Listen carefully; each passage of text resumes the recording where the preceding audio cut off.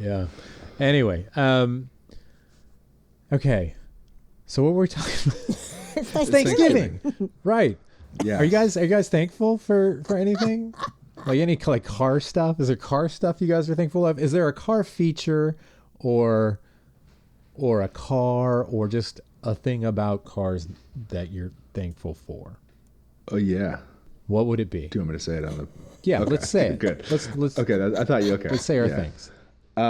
I would say there's two things and two modern things that I really like, and I've been thinking a lot about this today. But I think modern tires are a fucking miracle, and I think like of all the things that I would take or leave about modern cars, tires are insane now. Their tires are so great, and like the ability to like be comfortable-ish, deliver decent fuel economy, to deliver massive grip, like we talked about the tires that are on the Lada, and like how much faster I think they made the car, and like how much better to drive, and then like modern snow tires, and like how much easier to control cars are in the snow. I think modern tires are a really underappreciated miracle, and I think about them probably more than I should, but I do really appreciate it. Like that is one thing where I'll say it's like a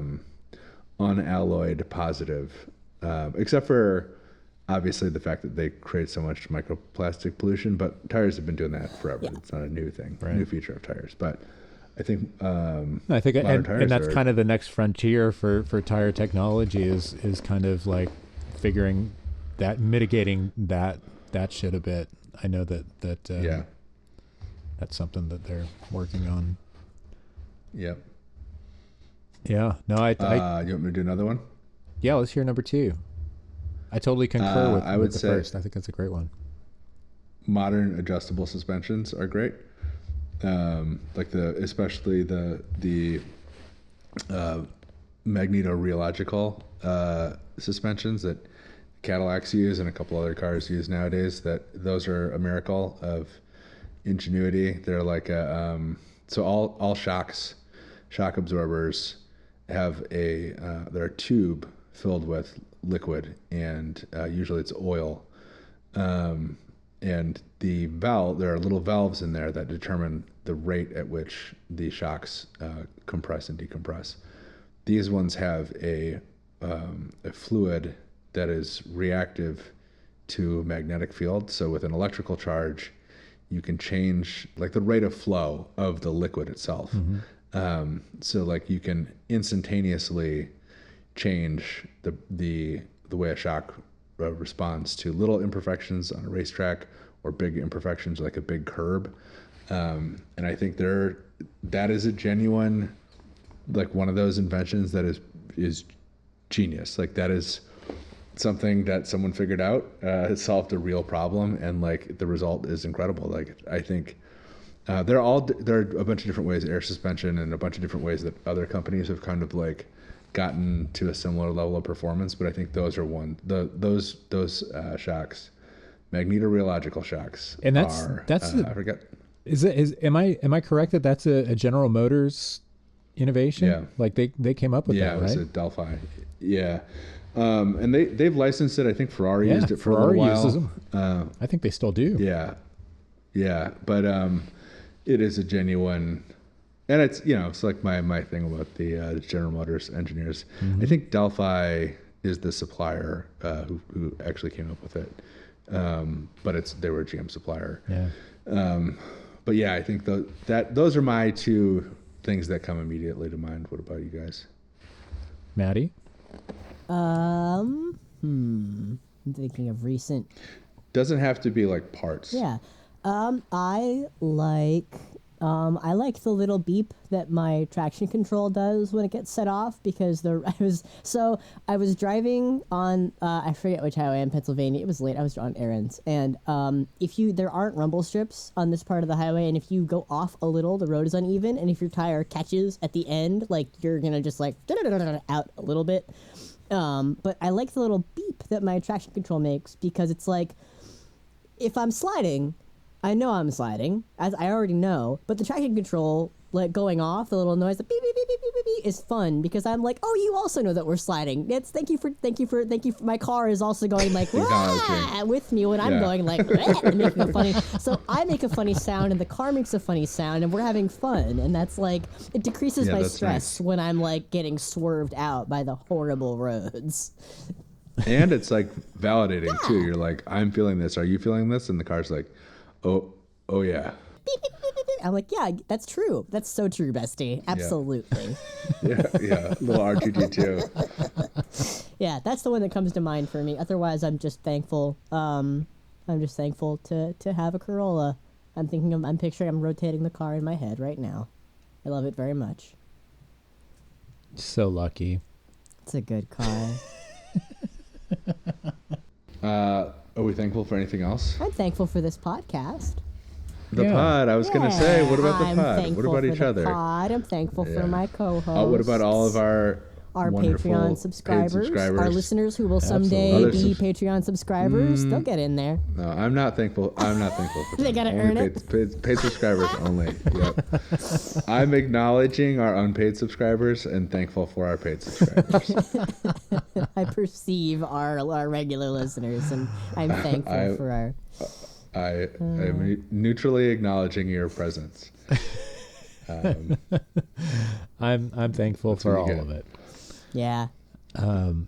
Yeah. You guys are so magnanimous.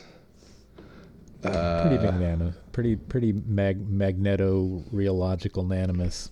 Getting multisyllabic on the pod today. Also. Our cup's overfloweth. I'm very thankful for the pod. I'm thankful for my co-hosts. I'm thankful for all of the various guidance and help I've gotten from asking various people questions about audio and stuff since we got started. And I'm just glad that we get to hang out twice a week and that I get to see you guys having a good time. So I'm thankful for all of the stuff around the pod. Same. Yes. Same. Super fun.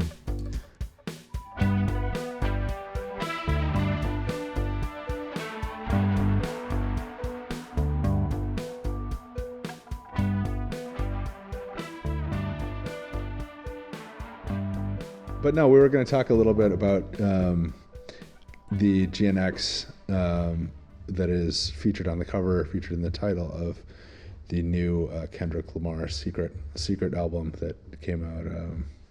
There has been in the last 5 years, I think we mentioned this in the last episode too, like this growing appreciation of those cars. We mentioned Killer Mike has one. Larry June has one, who's another rapper with really excellent car taste and raps a lot about cars. He's like one of those like relax rapper guys where all of his songs are super chill and just make you like feel very comfortable. Nice. But but he's got I think a Grand National. I don't know if it's a GNX. But this will obviously be like Kendrick coming off the summer that he had where he kind of like became like undisputed biggest like figure in rap music currently. For him to like put this car on the title or on the cover of the record, title it GNX, and like this is probably the biggest spotlight the GNX has ever had, including when the GNX was a new car, like when the GNX was a hot car. Yeah. So there's probably a ton of people wondering what is a Buick GNX? Why does Kendrick like this 30-year-old Buick? And what's a Buick? Probably a lot of people are asking, what is a Buick? So Peter, tell us. Yeah, well, I mean, you have to go back to, well, a Buick is one of the few remaining divisions of General Motors. There used to be a lot more, but they're mostly all SUVs now, right? Buick is exclusively SUV at this point. Has been for a while. But back in the day, they made cars too. Actually, they made exclusively cars. They were one of the first car companies. Is that right? I didn't. Yeah. I don't know that much about their early history. Yeah, they were. I mean, they were an early General Motors. Like when General Motors was incorporated, like all the different companies became General Motors. Right. Buick was one of them. Oh, okay. So they're like what do they call it in hockey? The original Original six. six. Yeah. Yeah, Um, they're the Toronto Maple Leafs of cars. it could be the Detroit Red Wings. Um, but yeah. So well, let's go. Let's just go back to like 70s General Motors. Still very much kind of peak era General Motors, and Buick kind of as it is now is just kind of like this kind of like middle brow division. It's kind of like the Near luxury. it's like the NPR division, right? It's like, I mean, if Chevys were kind of like the bread and butter, like these are the cars for everybody. And Cadillacs are like at the top, right? Cadillacs are for doctors and rich guys and playboys, podcasters. Yeah, right? Exactly. Buick is kind of like it's sitting about halfway in between those things. It's like a little bit more. It's up there, kind of aspirational, but mostly just kind of like bland and comfortable and non-threatening.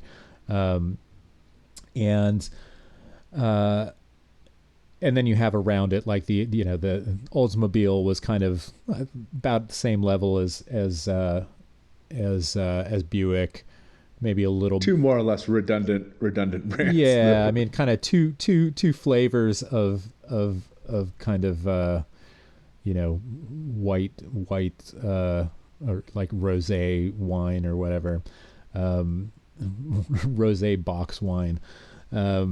The Franzia from the box, baby. Yeah, and then you had Pontiac, which was more like the kind of like slightly upscale from Chevy, but also kind of like a little bit like maybe sporty, yeah, edgy, yeah, exactly.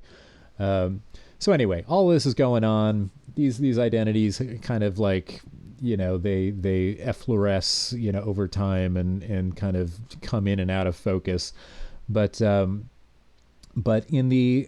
in the mid 70s, late 70s, General Motors introduces these A body cars that are not compact, but compared to what had gone before them, they're more compact than the big boats, but they're still rear wheel drive, still traditional front engine rear wheel drive layout. And there's sedans and there's coupes, and you have them in all the divisions get them, right? Maybe, well, I guess Cadillac, the Seville was I think an A body, or at least related to. But and these are just like the most just kind of bland, unremarkable. They're just cars. They're cars that just normal people buy and drive. And if you're a kid in the 70s, you rode in them. It's like the equivalent of like a Camry now or something. Or like a CRV probably. Yeah, exactly. I was just gonna say. I was gonna correct myself and say Camry for me. It's a RAV4, yeah. Right. Yeah. But there are these four doors. So there's like the Chevy. Like every brand gets each division gets to make their own, put their own spin on these platforms, right? So you got the Chevy Malibu, and then you have the Pontiac, fucking whatever the hell it was, I don't even remember. And but with in the case of, I guess all four of them, Chevy, Pontiac, Oldsmobile, and Buick, they also had these two-door coupes that were based on this platform, and these coupes were a little bit more kind of stylish. They weren't. I mean, they're, when you hear coupe, like, I mean, in American parlance, we think of something more just kind of like sporty and maybe like smaller or whatever, but these were still like very much full-size cars with a big giant back seat. It's just the doors were really long and it was They still weren't engineered any differently to become a coupe. They right. just- No. It's basically it's the sedan. It just has two doors. And lots of people. I mean, and the thing is, these were crazy popular. I mean, they sold so many of these, and lots of people bought them, like who had kids, because the theory. I mean, this is pre-child seat stuff, right? Yeah. So, and the Oh, theory boy. was that if the kids are in the back and they don't have access to a door, they're less likely to fall out of the car while the car is moving, right? True. That's They're fact. not gonna fucking open the door and just yeet themselves. Exit. Yeah. Which kids will do that. They will absolutely do that. I always forget that that there was a world before the kind of car safety stuff I grew up with. Dude, I rode to soccer practice in the back of my coach's pickup truck, and so did the rest Yeah. of the team. Yeah. and it was awesome. Yeah. Boy. Riding in the back of the pickup is awesome. It's so fun. It's We always wanted to, and they were like, "That's illegal. We'll get arrested." And we were like, "Well, fuck." if you go to Gosh El darn it. Salvador, you can still do it all day long. Fuck it. If you come to Traverse City, you can do it. It's legal to do. It's not against the rules Awesome. Is that right? at all. Yeah. Yeah. Is that a local Traverse City ordinance, or is that No, a I'm pretty state? sure. I'm pretty sure you can ride in the back of a pickup Yeah. in Michigan. Maybe you can't. I don't know. If you can't, no one's ever told me to not do it. We'll find out. Yeah, but so anyway, so you had of your kind of like sort of sporty, sort of aspirationally luxurious, but not really, of these two-door cars. You had Chevrolet Monte Carlo. Monte Carlo had been going for a while at this point. You had Pontiac Grand Prix. Grand Prix had been going for a while at this point. You had the Buick Regal two-door. I always thought, like, to my eye, especially the kind of post, I think 1980 was when they switched them, maybe. I always thought the Buick Regal had a very, very subtle and understated, really exceptional balance to the styling wise, just proportions. I thought Regal. Yeah. It was Regal. it was Regal. It looked Regal. And then you had your Oldsmobile Cutlass and later Cutlass Supreme. That's when they added the sour cream.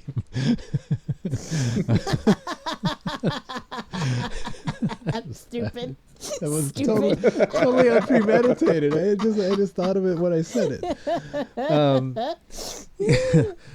But the thing about it, and that's crazy to think back upon, is that these cars were among the best-selling cars in the United States for fucking years running. Yeah. And in fact, in the case of the Oldsmobile, let me pull it up. Let me find this. Let's go. Best-selling car model in the United States. 1978, Oldsmobile Cutlass. 1979, Oldsmobile Cutlass. 1980, Oldsmobile Cutlass. 1981, Oldsmobile Cutlass. 1982, Ford Escort. Oh. 1983, Oldsmobile Cutlass Supreme. Yeah. We're back. We're back, baby. And then we get into smaller cars, and that was kind of the getting towards the end of the line of those things. But I mean, that was the dominant paradigm, man. And Yeah.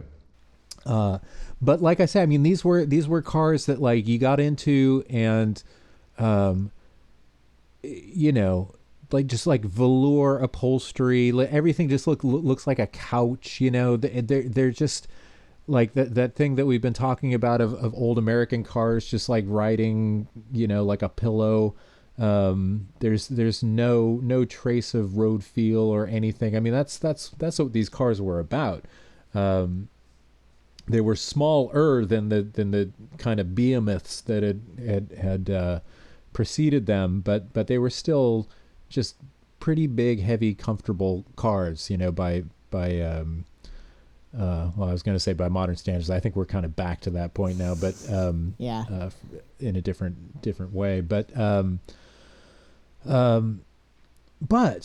there were because these cars were two doors, like there were kind of agitators in the ranks of the various divisions, General Motors divisions, who thought like, well, wouldn't it be cool? And also, by the way, I mean, these were the cars that made the that all the like that the NASCAR cars were based on. I mean, NASCAR was still like fairly production based at this point, or at least like, I mean, they weren't pure silhouette racers quite yet. And the bodies like did sort of look like their production car equivalents, and all of these cars, were popular in NASCAR, and so there was a little bit of race win on Sunday, sell on Monday thing going on with them, even though the production cars had zero sporting pretensions, right?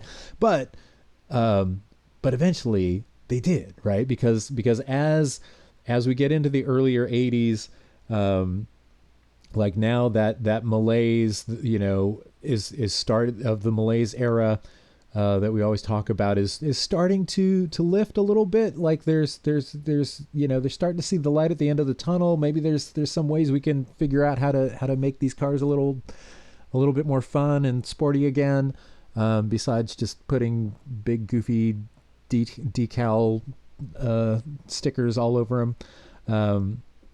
And so you ended up with things like the Chevy Monte Carlo SS, and which was just like a Monte Carlo with a kind of detuned Corvette engine in it, or Camaro engine, really, I guess at that point. 305, yeah. Yeah. Yeah. Oldsmobile kind of reprised their Hurst shifter. They had the the Cutlass with the Hurst Olds shifter. Have you ever seen those, Rory, with the three? Oh yeah. The goofy three shifter in the middle, and it's like, and it just how does it actually shift? Oh, it's just the regular GM turbo hydromatic. Yeah. It doesn't do anything different. It just has three levers that you can use if you want to. Just kind of funny. Pontiac did later in the 80s kind of do an aero Grand Prix thing that with the glass kind of fastback to kind of give it to homologate it for NASCAR, so they can make their NASCAR versions a little more aerodynamic, a little more competitive on the high banking.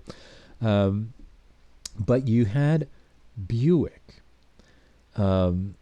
And the thing with Buick was, a couple of things. They started doing these, what they called T-types. And this wasn't just with the Regal. They did this across the model range. And I think it was like by 1983, almost every car in the Buick model range could be purchased in a T-type configuration trim level, and this was they wanted to be sporty. They wanted to be European, and what the T-type meant was basically, like, for most of them, I mean, this was like everything from like the Skyhawk J car, which was like the little shitty compact. And then you had the Century, which is, at some point the GM introduced a new front drive A body. And so what had heretofore been known as the A bodies, now they became G bodies, which is what we kind of universally refer to these cars as now, the G bodies. So you could buy a Skyhawk, a Skylark T-type, You could buy a Riviera T-Type, which like a Riviera is like the big coupe, the big floaty boat, like Cadillac Eldorado platform car. And all the T-Type was basically like they blacked out the chrome and they put like black wall tires on it and like and alloy wheels instead of fake wire wheel hubcaps and white walls. It was like there was very little actual sportingness about them. Although to greater or lesser extent, I mean, some of them they tried a little bit harder, but I mean, I thought they were so fucking cool, all of them, and like, and to this day, like when I see those features about like, oh hey, here's this guy, this collector who has like, he's got a Ferrari 288 GTO and an F40 and an F50 and an Enzo and a LaFerrari. And I just think like, I don't care about that guy. I want to meet the guy who has every 1983 Buick T-Type. He's got one of each. He's got the full house. I have met that guy many times over. I have like, for as many like weird high-end car collections I've been in a lot of car collections that are just like, yeah, I had to have every one and I bought them all. And like, they're all just like, why the fuck do you have these cars? And I love it. Like those are my favorite people to meet. There's a guy up here who has every special edition Indy 500 pace car. Wow. That's like, and he has a bunch of international scouts, which are really cool. But it's just like it's a bunch of cars that you forgot existed at all. Oh yeah. Like it's like, and I mean, I don't know. It's all of them for 50 years or something like that. I mean, it's just like a huge barn full of them, and they're all immaculate. They don't run, they don't drive, they don't move. Like they're just like all sitting there. It's wild.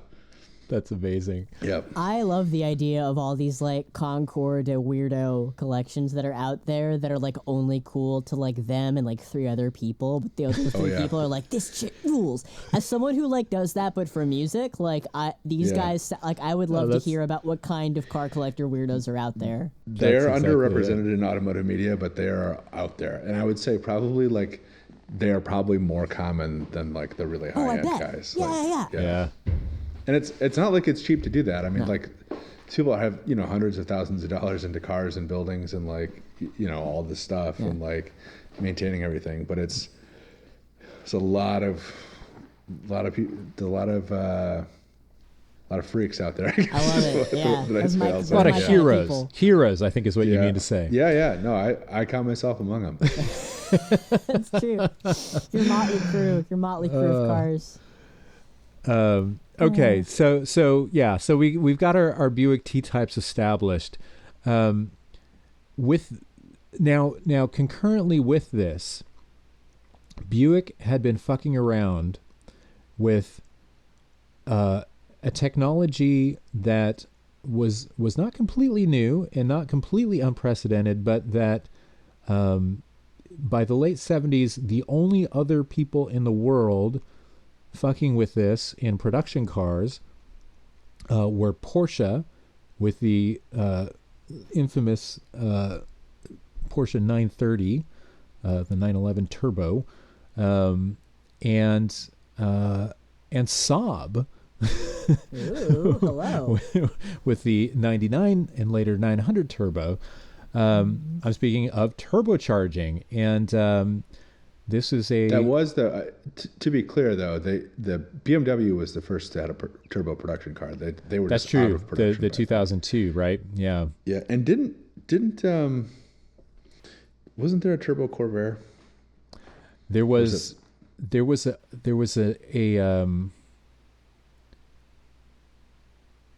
I think there was a short-lived Oldsmobile that had a turbo, like in the early 60s. And sorry to be pedantic. No. I welcome that. That's we need to be. And also I want to just, I mean, brief aside just for people. I mean, I'm sure that if not for non-car people, I'm sure you've heard the term turbo, and but maybe you've wondered what that is. It's an actual thing. It's a thing. It's just any fast car is called a turbo.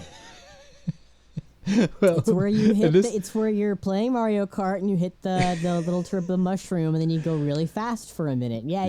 This- Uh-huh. I mean, this is one of the most truly maddening, like for people who care about language and who care about just the concept of words having meaning. This is Turbo's this like is, lo-fi. They stripped it of all the meaning already, Peter. It's Jover. it I mean, it is now. But But a turbocharger is a device, and this is something that came out of aviation, out of planes, like in World War II. It's a way of Was it the P-51s? Who was the first? I'm not sure who. I know P-51s didn't they have a remote turbo in the back? What? Maybe, yeah. I mean, I know that, like, they put supercharging and turbocharging. I mean, they were in pretty widespread use, kind of throughout World War II. Like, or at least once they kind of got the what would be the technology that they were actually going to wage the war with, rather than the shit that they kind of showed up with. Sorry, Mustang was supercharged. Sorry. Okay, yeah. So okay, engines are pumps, right? They're air pumps, and you mix some fuel in there, and then the piston goes up and down, and you light it with a spark plug, and it blows up, and that's what makes the thing go up and down. Okay, so the more air you get going into the engine, the more power you're going to make. And what a turbocharger is like, how a pinwheel works, right? When you blow on a pinwheel, it spins, right? So picture the exhaust coming off of the engine, and you put a little pinwheel in the way of the exhaust. So when the exhaust goes through, it's going to spin that wheel up, right? And that pinwheel is attached by a rod to another wheel that corresponds exactly to it, that is in the intake of the air going into the engine. And when the exhaust one spools up and it gets spinning really fast, now the one that's in the intake is spinning really fast, and it's pressurizing the air that's going into the engine. And so you're making more power now. So that's a turbocharger. That device, that thing with the two kind of pinwheel things, a compressor and an impeller. That's a turbocharger. And a supercharger is basically the same thing, except instead of being driven off the exhaust, it's just driven off the crankshaft that's already going around. So you lose a little bit of power with the supercharger. I mean, you're making more power by stuffing more air into it. But the thing with a turbocharger is it's basically free power, because you're just losing that energy out the exhaust, and it's not really doing anything. So you're tapping it. Rory's making a face. Rory's making a face. Yeah, the turbo does have some parasitic. It's a different equation, but there is some parasitic loss with the turbocharger because it restricts the exhaust flow. Sure. Okay. But I mean, yeah. Technically, I know there are a bunch of engineers who listen to the show, and I don't okay. All right. Well then, yeah. DMing me. Yeah. Okay. Yeah. I'm not an engineer, so take everything I say with a grain of salt, and yeah, you got it 100% right. Okay. All corrections welcome. But basically, a turbocharger is a physical object, right? It's a thing that stuffs more air into the engine to make more power, and a funny thing started happening a few years ago, and notably Porsche, who kind of made the use of turbocharging kind of more widespread, and we're kind of synonymous with it, with the 930. At some points, I don't know, in the last 10 years, 15 years ago, all 911s, like for a long time, there would be the Porsche 911, and then there would be the 911 Turbo, and the Turbo would be just the turbocharged version, and that would be the fastest one. But at some point, they, because turbochargers, which used to be this kind of fairly exotic technology, have become just totally commonplace. I mean, you find them just because it's a way of making engines just more powerful and more efficient. You can kind of make them smaller and get the same amount of power out of a. Rory's shaking his head again. Am I? No. Oh, okay. That's correct. But like, I think the reason that they're really popular is because they're now an emissions cheat. So what a turbo allows you to do is program the car to run well in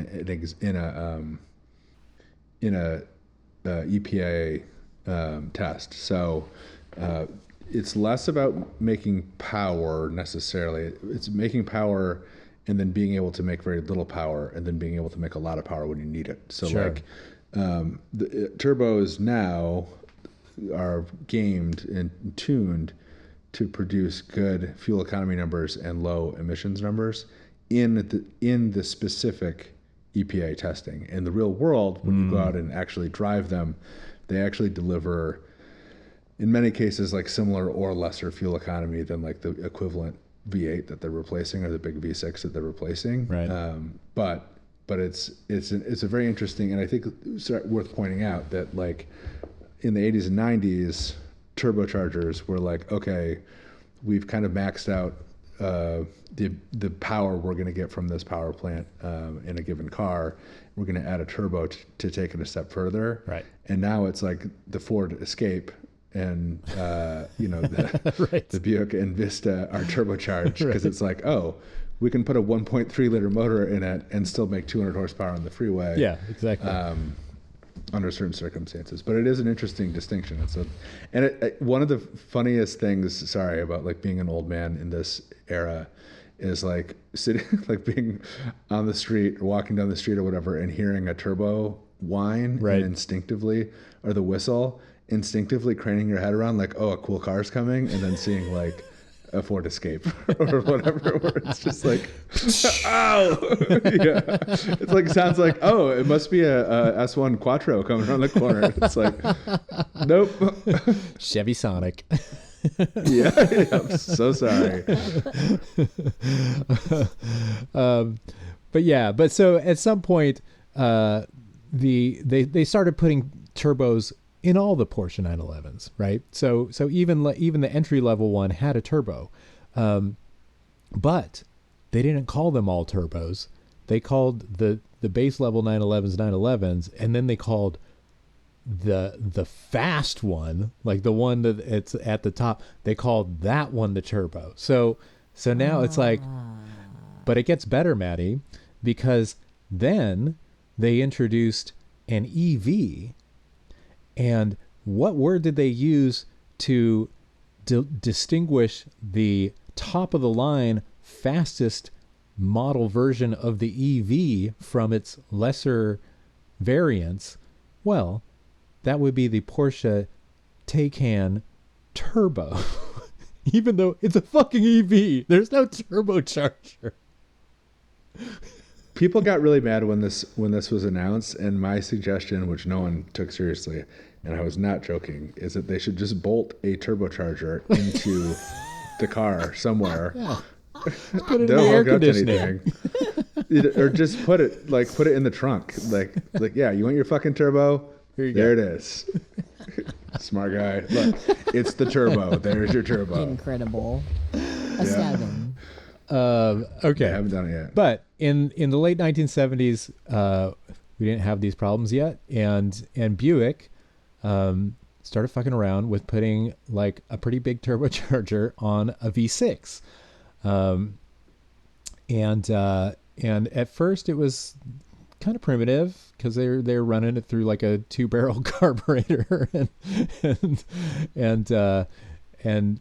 big turbochargers. They kind of, I mean, the one thing about turbocharged cars, especially early ones, before kind of they figured out how to do this stuff and how to control things with engine computers and stuff, is that thing. It takes a minute to get the wheels spinning, right? So you put your foot in it and there's no power initially because the car's at idle and so this is what turbo lag is. You hear people talk about turbo lag, And when you drive my old Saab, if you're in a stoplight race, pulling away from, you're going to get smoked every time because the car's not fast, pulling. I mean, you can try and rev load it or whatever, but yeah, the characteristic thing of driving a turbocharged car is you put your foot down, kind of nothing happens, and then it's like the revs build, and then you get to like 4,000 RPM, and all of a sudden, like, whoa, here we go. It all comes on at once, and it's pretty fun. The other thing that happens is that if you're driving like on the highway at high speed and you have the revs up, so now you're driving at 80 miles an hour or whatever, and you're at 3,000 or 3,500 RPM. That was kind of the sweet spot in the Saab, and then you don't even have to you just think about pressing, just like putting your foot down like the tiniest bit, like flexing it. You don't even move it, and just all of a sudden it's just like it's right there because the boost is right there, and it's like, and it just feels like the hand of God just coming down and just shoving you in the back. Like, it's really freaking cool. Because it just feels like magical. It's like like this power that just comes from nowhere, and it's a very distinctive feeling driving that car. But Buick started putting these in its V6s and putting them into the Regal, and so you had this kind of like plush, comfortable couch car, and now it's got this kind of this turbo V6 in it that's making more power than the V8s that it was being sold alongside. And then they went to a 4-barrel carburetor, and then they went to fuel injection, and now you're getting into the early 80s. Now you're getting into like actual like some like better. Like they were using like distributorless ignition, right? Some kind of like I don't remember the term that they used for it. Or it's like the multi-point fuel injection. I forget what it's called, but yeah. Anyway, but I mean, it was basically introducing like pretty early computer controls and by kind of like by mid 80s, like they're making like kind of crazy power. And now these Buick, the Buick T-Type, I forget at what, the Regal T-Type, I think it was in maybe 83 or 84 that it was rechristened as the Grand National. And I think they were actually sold alongside, I think there were a few years where you could buy a T-Type or a Grand National. And I think maybe the Grand National had a little bit more power, or was, but the Grand National ones were distinctive in that like they kind of established this thing of just these all black cars that like suddenly this car that had this like very, very stately look to them, like now they look like really fucking menacing and like really mean. And I went down a little bit of a rabbit hole. Sorry, because I was curious we don't do rabbit holes on this. Yeah, podcast. No, I know. Yeah. I was curious about the term because I kept seeing, I was reading about, I was trying to figure out just like the exact order of things with like the T-Type and the Grand National and the GNX. The GNX was just the final year, and those were, well, we'll get to that, but I was curious about, because I kept seeing that like the turbos that they were using were Garrett Air Research turbos, and I was curious if the turbo that they were using in these Buicks was the same turbocharger that's in my car, in my Saab. And it turns out it's not, but I learned some interesting stuff about Garrett Air Research. and this was a company that was that started like in the 30s and 40s, and they pretty quickly got into like building stuff for airplanes, and they were like building turbochargers, intercoolers. Intercooler is like a radiator that you put in between the turbo and the engine, basically just to cool that air that's going in, so it's denser, so you can pack even more air, get more power out. So like B-17s and B-25s, these were running Garrett intercoolers. By the end of the 40s, it was one of the top 3 aircraft accessory manufacturers in the world. So just as a aviation supplier, they got pretty massive, and they were based in California. In 1960, they kind of bounced around a little bit, and they kept losing. They were down at LAX for a while, and then they lost that space, and or what would become LAX. And so they built a factory that opened in 1960 in Torrance, California, at the corner of 190th Street and Crenshaw. And by 1970, they were employing 3,000 people there. The significance of this, to me, is that in 1970, I was born about 5 minutes away from that factory in Torrance, California. It says okay, here we go. By 62, Garrett was powering the world's first turbocharged production car, the Oldsmobile Jetfire Rocket. This is followed by several other firsts, including the first turbocharged car to win the Indianapolis 500, 1968. The first turbo for a non-sports car application, 1977, Saab 99. Some people might take issue with that. First... Mobile's a turbo or a sports car. Right. First mass production turbo for diesel engines, Mercedes 300 SD in 78, and the first turbo to win the 24 Hours of Le Mans in 1978 with the Renault. So that's Garrett, and these were the turbos that they were stuffing into the Buicks, and we should also note that. They weren't just, they were racing these engines. They were putting these engines found their way into Indy cars, into IMSA cars, IMSA like GTP cars of the time. Mm-hmm. They were running a March with a Buick turbo V6. So these things, like it was pretty legit. Yeah, it was serious business. And I think that's too, like, one of the great things about like General Motors is that, like, I always find myself saying nice things about GM on this podcast, but it's Rory. It's like engineer. The tired bingo has to have a Rory GM fanboy moment. Says something begrudgingly nice about GM, but they really do.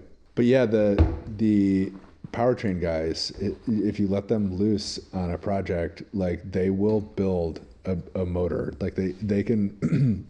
There's a lot of things that, like, historically GM has not gotten right, but like powertrain engines and transmissions really are like their deal. So like these motors, there's a culture at GM of like building really, really good engines, and like there are examples of really bad engines. Obviously there are some bad four cylinders, but this motor, most of the V8s that they made in their history, and then like even like the Ecotech stuff, are all super impressive, and like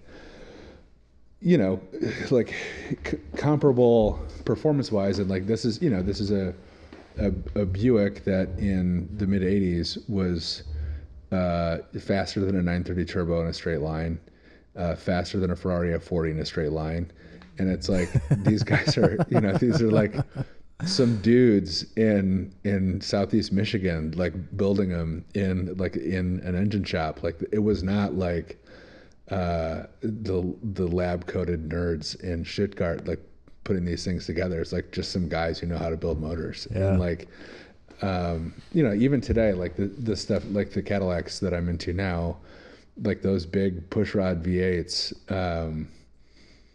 are like, it's like the Germans took the longest possible way around to get to the horsepower figures, like for the Audis and Mercedes or whatever. They're turbocharged and they have like a timing chain that's like 18 feet long and yada yada yada, just like ultimate complexity. And like General Motors is like, we invented the small block in the 1950s, and we just realized that that's the perfect engine, and that was it. Yeah. And like it's like, now like those the fucking the new ZR1 is making 1,064 horsepower. Yeah. It's like, and it's like it's not a simple motor, but it is fundamentally like way more simple than Porsche's equivalent, Porsche's solution to get to that number. Which actually I don't think Porsche has a motor that'll get to that number, but point stands. It's just a really like interesting piece of GM. And like you talk to those powertrain guys and they're all like just rabid, like they're hot rodders. Like they're gonna find where the power is. And they, like I said, the cool thing about those motors is like they're so simple. Like that Blackwing motor is like, there's a lot to it now, but it's a small block. It's a Chevy small block V8, and it's like mind-boggling what they can do, and they're so simple and they're so light too. But anyway, that's the cool thing about this Buick motor is like all of a sudden, like why does Buick have this motor that's making 420 foot-pounds of torque in whatever 1988 or 1989? Like it's crazy. Yeah, I think it's actually 87. Is 87 the last year? Is that the GNX year? I think it might be. I'm trying to find the. I think it was later. I was just looking at it.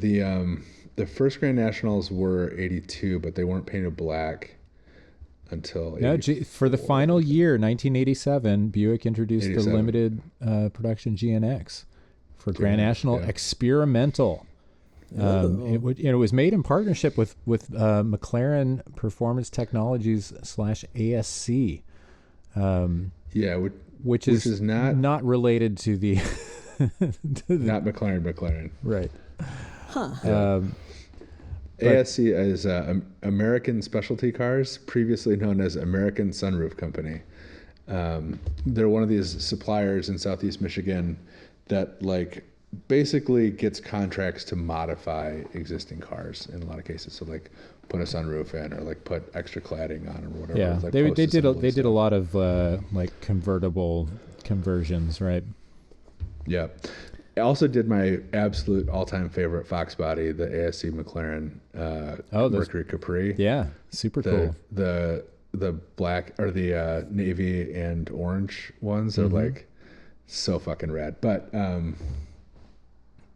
yeah, go ahead. Sorry, you're saying McLaren ASC. Oh no. I mean, this is kind of like where the story ends. I mean, it's basically. I mean, this is where we arrive at the GNX. So the GNX was kind of the ultimate evolution of this the Buick Regal T-Type Grand National, now GNX. It was the kind of the end of the line, and it was the hottest one by far, and just like just a weird, anomalous, absurd car to come out of Buick, which was, a division a car company that was pretty much synonymous with just like guys playing golf or just like wine moms, I mean, like a Buick Regal was a car that like Kamala Harris would have driven, like. Yeah. It was like your less successful grandfather. Like your successful grandfather would have had a Cadillac, right? Exactly. And the Buick was like, well, he's all right, but it is one of those cool car stories too, where it's just like, I'm not going to say it happened by accident, but it was just like an accident of evolution, where it's just like, all right, we got this rear wheel drive coupe. All right, we're doing some turbo stuff. All right, Well, what it if we was. paint I it think black? it's just. I mean, it's like it's an accident of there just being these. I mean, I just and I don't know. I don't know the specifics of this, but it just strikes me as like this has to be a case of just like some group of rogue engineers who were just like, hey, what if we did this? Can we just do this? Will they let us do Yeah. this? Can we sell this to fucking management and just fucking do it? And finding Yeah. a way to make it happen. And like, and some guy in management just going like, oh dude, this kicks ass. Yeah, no. I'm gonna make this happen for you guys. You know, we're going to do this. Yeah. And then taking and making his case to the higher ups and just finding the loopholes that would allow it to happen. And then they get some good press and positive feedback or whatever. And now it's, yeah. But it is just such a weird accident of history and just like one of these, just really fantastic and wonderful and strange car stories of just like how does this Yeah. even exist and like you say, Rory, I mean, just like how cool that 40 years later or almost that like now like the best rapper on the planet is fucking putting it on his record cover and the whole Yeah. world is like losing their shit over it. It's like, what's a GNX? I don't know, man. It's cool though. Look at it.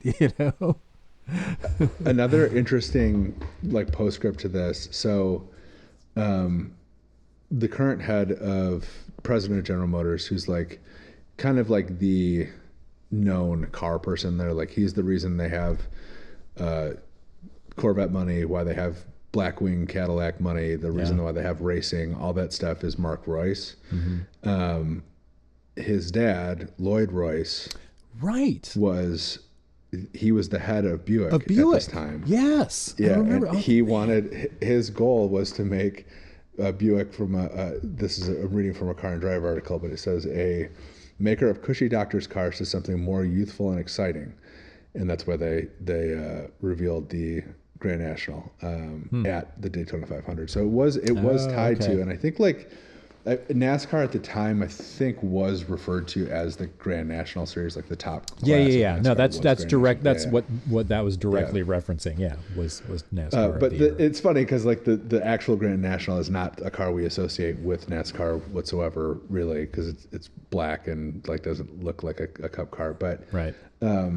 they also, and I think I mentioned in the last episode too, is like those G bodies, Monte Carlos. I had them described to me as like a neighborhood dope boy car, like a car like in the 90s you would see the guy who's like, dealing a little weed or whatever. That's a car that he would drive with like straight pipes and like, glass packs, like super loud. Like, and so there is kind of like that significance to them. But they do just look fucking cool. And I think like, especially like in the modern context, like if you look at the GNX on the cover of that record, it looks like a spaceship. I mean, it's like, we're so far removed from the context of that car. It's all these really straight lines and like very like, like a car you design with a ruler, they would say, but like, it's very like angular and kind of angry looking, but it's so funny too, because it's like, if you back it up, it's like you were saying earlier, like this is just the Buick Regal.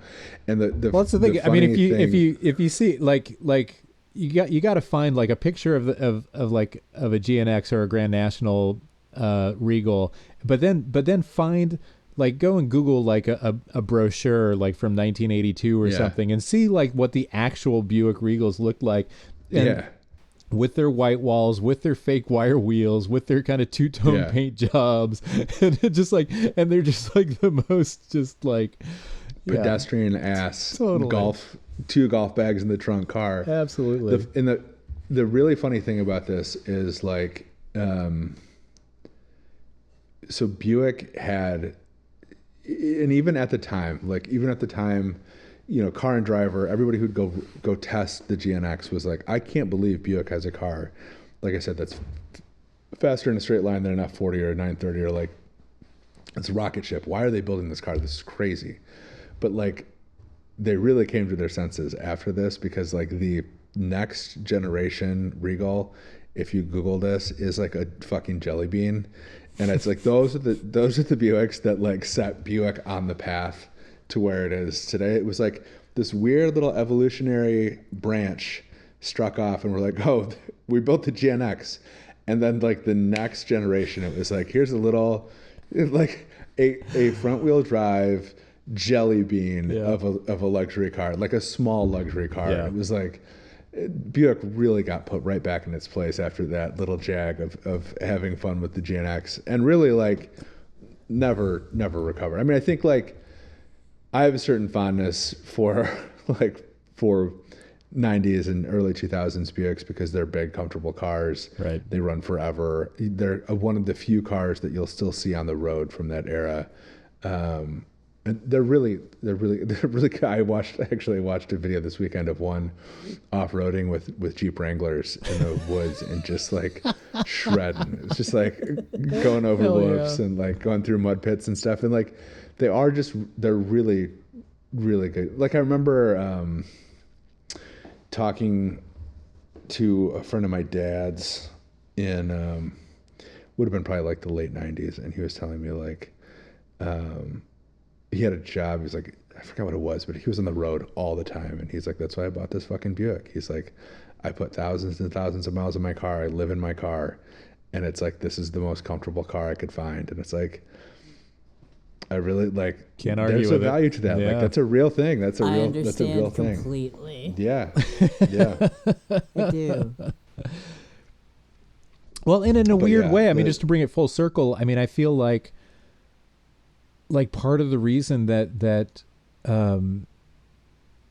like Toyota has become so kind of monolithic, like, I mean, what is the Camry of the last 20 years other than like just kind of a Japanese Buick?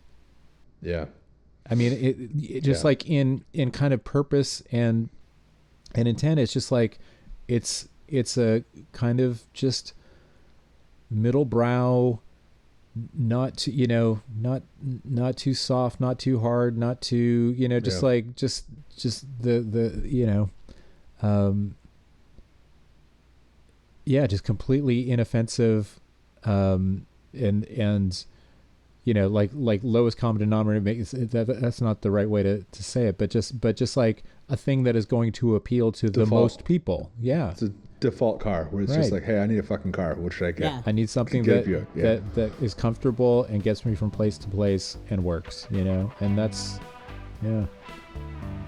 But man, they had it for a second there. They had it with that GNX. it was pretty sweet. Could have gone in a totally different direction.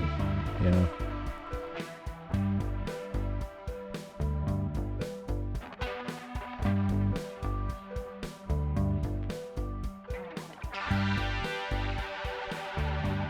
Happy holidays. That's all right, fellas. Everyone have a hang in there. All right. Stay tired.